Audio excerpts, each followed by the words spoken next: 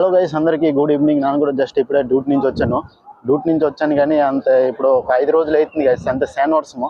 అంతే మన India climate అనుకోవాలి. ఇప్పుడు ఇండియా క్లైమేట్ కింద దారుణం అయిపోయినది. వర్షం మొదలదు అంతే, తెల్లవారి నైట్ ఎప్పుడైతే అప్పుడు వెళ్ళిపోతుంది. వర్షం వస్తుంది, అందరూ కంపెనీలు చుట్టీలు అవుతున్నాయి కానీ మా కంపెనీ చుట్టీలు అనమాట. మా కంపెనీ కూడా ఎప్పుడు చుట్టీలు ఇచ్చేస్తుంది, మాకు కూడా మంచిదని.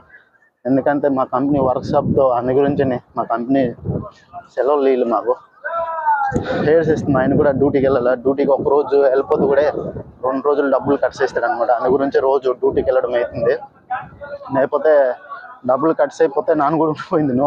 వర్షం వస్తుంది, బస్సుల దళ్ళ వెళ్తున్నాయి, నీరు అయిపోతుంది. ఆయన కూడా బస్సులతో వెళ్తున్నాయి, అంత ప్రాబ్లం లేదు. కానీ క్యాంపులలో వర్షం వెళ్ళిపోతుంది అనమాట. క్యాంపులో నీరు నిండిపోతుంది. మా బిల్డింగ్తో కిందంతే నిండిపోతుంది. నీరు వాటర్ తీయేస్తున్నారు మోటార్ రేట్స్. అంత ప్రాబ్లం లేదు. ఇప్పుడు అంతే వర్షం వస్తుంది అనమాట డైలీ. ఇప్పుడు కూడా కొంచెం జస్ట్ వర్షం స్టార్ట్ అవుతుంది. కానీ ఇప్పుడు ఎన్ని సంవత్సరాలు అయింది ఎప్పుడు ఇంక వర్షం రాదు, ఇన్ని రోజులు అయింది ఎప్పుడు వర్షం రాదు. ఈరోజు ఇప్పుడు శాన్ వర్షం అనమాట.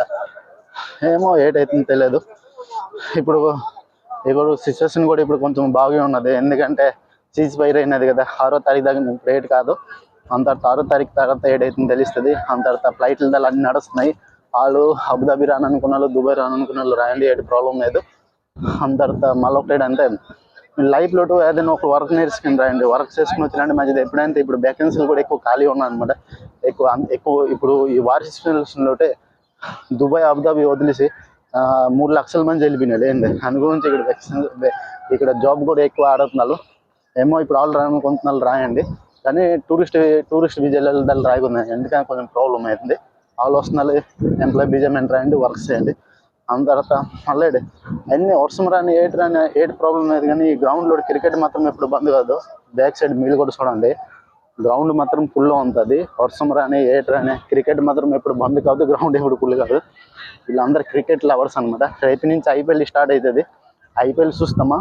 Okay guys, bye. నాన్న కూడా క్రికెట్ ఆడుతాను ఇప్పుడు.